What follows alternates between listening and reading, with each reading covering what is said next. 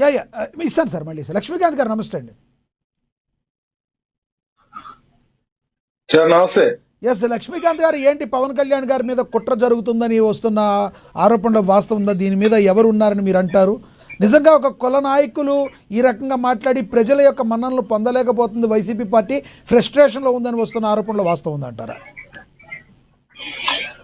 Sir ముందుగా మీకు panel సభ్యులకి వీక్షకులకి అందరికీ నమస్తే అండి. కొంచెం నేను మాట్లాడేటప్పుడు మధ్యలో రావద్దు, పూర్తిగా మాట్లాడేద్దాం. ఎందుకంటే ఇక్కడ ఉన్న పార్టీకి సంబంధించిన నేతలు కానీ, ఇతర పక్షాలు కానీ, లేదంటే సోదరులు విజయశేఖర్ రెడ్డి గారు, లేదంటే మన ఎల్ఎం మోహన్ రెడ్డి గారి మాటలు కూడా మనం మాట్లాడాలి, ఖచ్చితంగా మాట్లాడాలి. ఎందుకంటే ప్రతిసారి ఇప్పుడు రాష్ట్రంలో ప్రస్తుతం జరుగుతుంది ఏంటంటే, రాష్ట్రం ఏమైనా ఉందిలేండి, పక్క రాష్ట్రాల్లో కూడా జరుగుతుంది ఏంటంటే ప్రాంతీయవాదం ఒకటి, కులాలు మతాల మధ్య ఒకటి, వీటి మధ్య పవన్ కళ్యాణ్ అనే ఒక శక్తిని నలగొట్టడానికి చాలా కుట్రలు పొందుతున్నారని అయితే ఎటువంటి సందేహం లేదు. సో ఇక్కడ ఒకటి గుర్తుపెట్టాలి. ఇందాక మోహన్ రెడ్డి గారు ఒక మాట అన్నారు, పంచిలోడ తీసి కొడతా అన్న వైఎస్ రాజశేఖర్ రెడ్డి గురించి మీరెందుకు మాట్లాడతారా, మీరు మాట్లాడే అర్హత లేదని అన్నారు. సార్ పవన్ కళ్యాణ్ గారు పుట్టినరోజు ఎప్పుడండి సార్? లక్ష్మీనాథ్ గారు సెప్టెంబర్ 2 అనుకుంటండి. సెప్టెంబర్ 2 కదా. మరి రాజశేఖర రెడ్డి గారు చనిపోయింది ఎప్పుడండి? అదే సెప్టెంబర్ 2 అనుకుంటా కదా. సార్ పవన్ కళ్యాణ్ గారు అభిమానులకు గాని మాకందరికీ కూడా చెప్పిన మాట, మొదటి మాట, ఇప్పటికీ కూడా ఆయన ఆచరిస్తున్న పని, ఇప్పటికీ ఆయన జన్మదిన వేడుకలు చేసుకోరు. మీకు ఆ విషయం తెలుసా సార్? ఏ రోజైనా కానీ వైఎస్ రాజశేఖర రెడ్డి గారు చనిపోయిన తర్వాత పవన్ కళ్యాణ్ గారు ఎక్కడైనా కేక్ కటింగ్ చూసారా? ఫ్లెక్సీలు కడుతున్నా కానీ ఇప్పటి వరకు ఫ్లెక్సీలు కట్టద్దని అభిమానులకి ఆయన చెప్పడం ఇప్పటికీ చూస్తూనే ఉన్నారు కదా సార్. అది రాజకీయంగా మేము ఎంత విభేదించినా, రాజకీయంగా ఎంత మాట్లాడినా, ఒక కుటుంబం కన్నీళ్ళ శోక సముద్రంలో ఉంటుంది ఆ సమయానికని ఇప్పటికీ కూడా పవన్ కళ్యాణ్ గారు తీసుకున్న నిర్ణయం, ఆ నిర్ణయాన్ని ఇప్పటికీ హర్షించాలి సార్.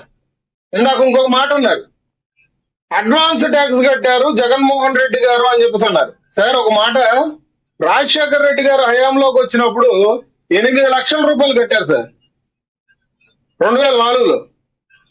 మరి వెంటనే 2009లో 50 కోట్ల రూపాయలు ఎట్లా ట్యాక్స్ కట్టారు సార్? అన్ని కోట్లు 5 సంవత్సరాలు ఎట్లా వచ్చినాయి చెప్తే, నేను కోటేశ్వరం అవ్వాలి, నేను బాధలో ఉన్నాను సార్, ఒక మెకానిక్ పని చేసుకోలేక నేను ఇబ్బంది పడుతున్నా హైదరాబాద్ లో. ఆ బాధ ఏంటో, లేదంటే ఆ సంపాదన ఏ విధంగా, ఆ సృష్టి ఎట్లా వచ్చిందో చెప్తే నేను ఇవాళ రోజున సంపద సృష్టించుకుంటా. ఆగండి సార్, ఇట్లాంటివన్నీ ఆగండి సార్. అడ్వాన్స్ ట్యాక్స్ కట్టారు కాబట్టి దానికి పరిణామాలు ఏమయ్యాయి అంటే ఇప్పుడు 32 కేసులు పడి జగన్మోహన్ రెడ్డి గారికి. ఓకే, మీరు దాని గురించి మీరు మాట్లాడకూడదు. ఇంకొక మాట అన్నారు ఏంటి సార్? సార్ ఇంకో మాట ఏమన్నారు సార్? పవన్ కళ్యాణ్ గారి గురించి మీరు పదే మాట్లాడుతూ ఉండంటే, సార్ వాళ్ళ అధికారంలో ఉన్నప్పుడు అధికారం చేజారిపోతుందని, మరి ఇవాళ మళ్ళీ అధికారంలోకి రావు, 11 సీట్లు పరిమితం అయిపోయాము, ఇది అధికారం అసాధ్యం అని.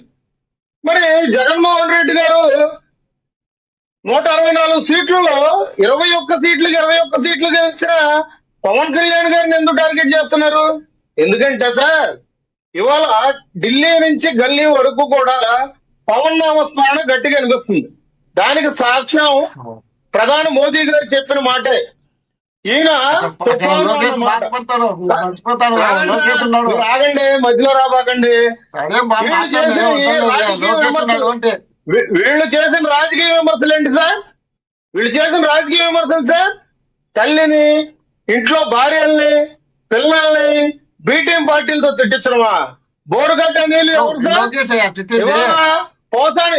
పోసాని కృష్ణమురళి ఎవరు సార్? మరి వాళ్ళ రోజున ప్రశ్న రావణ కూడా ఎవరు సార్? ప్రశ్న రావణ మాకు సంబంధం లేదని వాళ్ళ పార్టీ నాయకులు చెప్తారు. ఇవాళ అంబటి రాంబాబు నిన్న ప్రెస్ మీట్ పెట్టి ఈ యుద్ధంలో రావణ గెలుస్తాడని చెప్పేసి అన్నారు. సార్ ధర్మం మీద యుద్ధం చేసినోడు ఎప్పుడూ గెలిచిన దాఖలాలు లేవు. అది పురాణాలు చూసుకోండి. రాముడు రావణాసుడికి యుద్ధమే చూసుకోండి. ఏం సార్ ఇతనికి లక్షల రూపాయలు ఇవాళ అతని ఖాతాలో జమ చేసింది ఎవరు సార్? ఇవాళ మాదాపూర్ ఫ్లాట్ లో అతనికి సంబంధించిన లావాదేవీలు చూస్తా ఉండంటే ఎవరు సార్? కళ్యాణదుర్గంలో ఉన్నటువంటి ఉమామహేశ్వరం వైఎస్ఆర్సీపీ నాయకుడు తమ్ముడు ఇంద్రసేన అని చెప్పేసి చెప్పరా? మీ పార్టీలు మొన్నటిదాకా ఉన్నారు, మీకు తెలియమో. మొన్న టికెట్ అవును లేకుండా సార్. వచ్చాడు ఇక్కడ. మీరు ఇవాళ ఎప్పుడో తీసుకొచ్చి మాకు నిజం కలపొద్దు. బట్టబయలైపోయేసరికి, ఎప్పుడో తీసుకొచ్చి ఇవాళ మాకు నిజం కలపొద్దు. వాళ్ళ తమ్ముడు బట్టబయలైపోయేసరికి ఇప్పుడు మీ వాళ్ళతో ఉన్నారు. ఇవాళ పచ్చిచ్చి మాటలు మాట్లాడటం కరెక్ట్ కాదు. మోహన్ రెడ్డి గారు నన్ను కూర్చొని ఉండే 24 ఎన్నికలప్పుడు ఇచ్చినాడు ఉమామహేశ్వర నాయుడు. దాన్ని దృష్టిలో పెట్టుకోండి. ఏనండి అంతే. మీరు ఎండమూరికే మీరు మమ్మల్ని ప్రశ్నించే తత్వం ఎప్పుడో కోల్పోయారు. ఆ ప్రశ్నిస్తానని భావ ప్రకటన మీ సంస్కారాన్ని ఎప్పుడైతే విడమర్చి మీరు ఎప్పుడైతే బయటపడ్డారో, మీకు 11 సీట్లకు ఎప్పుడైతే పరిమితం చేశారో రాష్ట్ర ప్రజలు, మీరు ప్రశ్నించే హక్కు లేదు. మీరు మళ్ళీ అధికారంలోకి వచ్చే అర్హత లేదు. ఆగండి సార్, ఆగండి సార్.